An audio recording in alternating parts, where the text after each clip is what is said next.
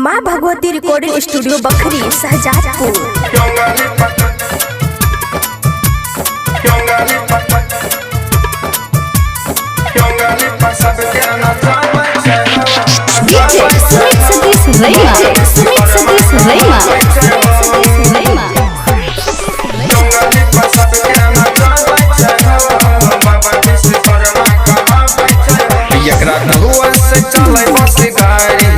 जकरा पूजे छलै दुनिया सारी, जकरा पूजे छलै दुनिया सारी, एकरे दुआ से चलै बस गाड़ी।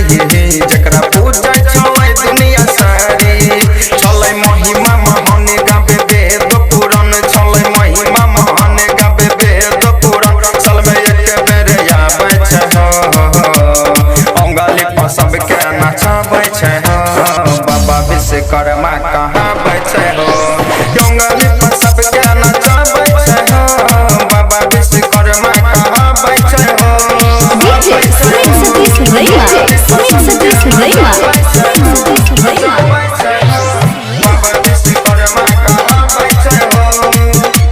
माँ भगवती रिकॉर्डिंग स्टूडियो बखरी सहजादपुर।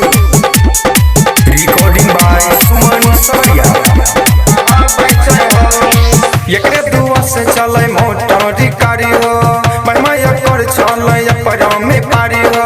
17 सितंबर चलै खुशी के बहारी हो, हाथी सवारी आवे सबके दुआरी हो, हाथी सवारी आवे सबके दुआरी हो।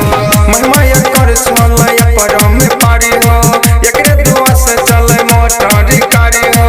17 सितंबर चलै खुशी के बहारी हो, हाथी सवारी आवे सबके दुआरी हो। जे भी करे गुणगान बन गेलै धनवान, जे भी करे गुणगान बन गेलै धनवान।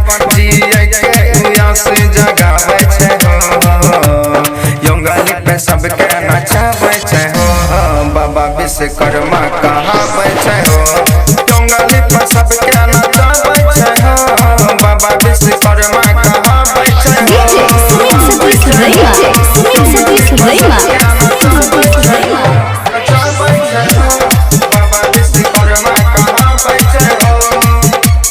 माँ Bhagwati recording studio Bakhri Sahjadpur. Recording by Suman सवरिया।